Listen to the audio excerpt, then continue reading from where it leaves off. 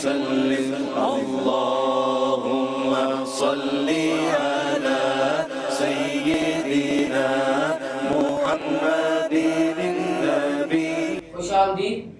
اور سیگمنٹ ہمارا جاری ہے، نشریات بھی ہماری جاری ہے بعنوان جانب مصطفیٰ. یہ بھی ہمارا بھرپور سیگمنٹ ہوگا علماء کرام کے ساتھ، مفتی اکمل کے ساتھ.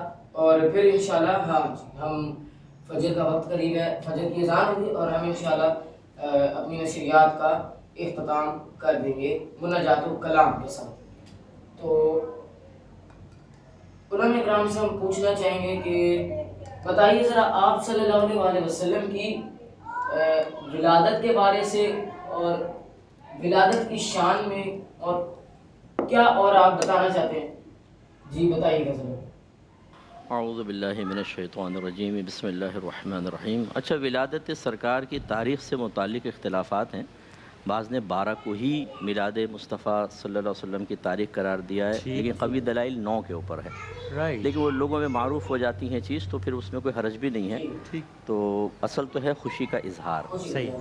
تو یہ چونکہ نبی کریم صلی اللہ علیہ وسلم کی ولادت باسعادت سے متعلق مہینہ ہے، اس لیے آپ صرف 12 کو ہی نہیں بلکہ آپ دیکھیں پورے مہینے میں، بلکہ ہم اہل سنت میں تو اللہ کا شکر ہے کہ پورے سال یہ معاملہ چلتا رہتا ہے. نعت خوانیاں، دیگر چیزیں، یہ معاملات چلتے رہتے ہیں اور یہ محبت کی علامتیں ہونا بھی چاہیے.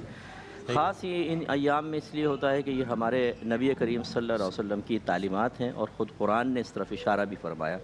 سورہ قدر میں دیکھیں اللہ تعالیٰ فرماتا ہے انا انزلناہ فی لیلۃ القدر، بے شک ہم نے اس قرآن کو لیلۃ القدر میں نازل کیا. یہ علماء فرماتے ہیں لوح محفوظ سے آسمان دنیا پر یک بارگی قرآن نازل ہوا تھا، اس کا بیان ہے. اور اتنی بابرکت وہ رات ہوئی کہ 83 سال 4 ماہ سے زیادہ اللہ نے اس کو مبارک قرار دیا. تو جس رات میں نزول قرآن ہوا، ابھی سینہ مصطفیٰ پر نہیں آیا، وہ رات اتنی بابرکت کہ ہر سال آئے تو اپنے ساتھ برکات لائے.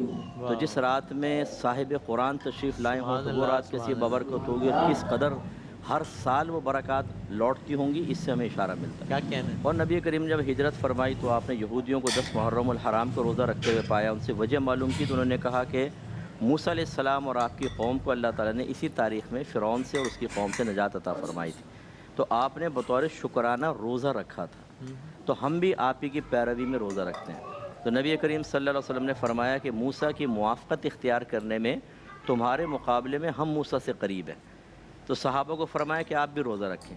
عرض کی گئی رسول اللہ یہ تو یہود سے مشابہت ہو جائے گی. فرمایا پھر ایک دن پہلے یا بعد کو روزہ ملا لو، چھوڑو نہیں، مشابہت ترک کر دو لیکن یہ روزہ رکھو. اس سے معلوم ہوا کہ ایک مبارک واقعہ اگر ہوتا ہے، اللہ تعالیٰ کا انعام، اظہار فضل ہوتا ہے، تو اس میں ایک یادگار قائم کرنا بطریق عبادت، یہ ہمارے نبی کی بھی سنت ہے اور صحابہ کرام کی بھی سنت مبارکہ ہے. تو لہٰذا مسلمان کی اکثریت اور میجورٹی ہے جو اس طرح خوشیوں کا اظہار کرتی ہے، اس میں کوئی حرج نہیں ہے. بہت بہت شکریہ جی مفتی اکمل صاحب، کیا خوب بتایا آپ نے. جی ایک وقفے کے بعد انشاءاللہ مناجات اور اذان کے ساتھ.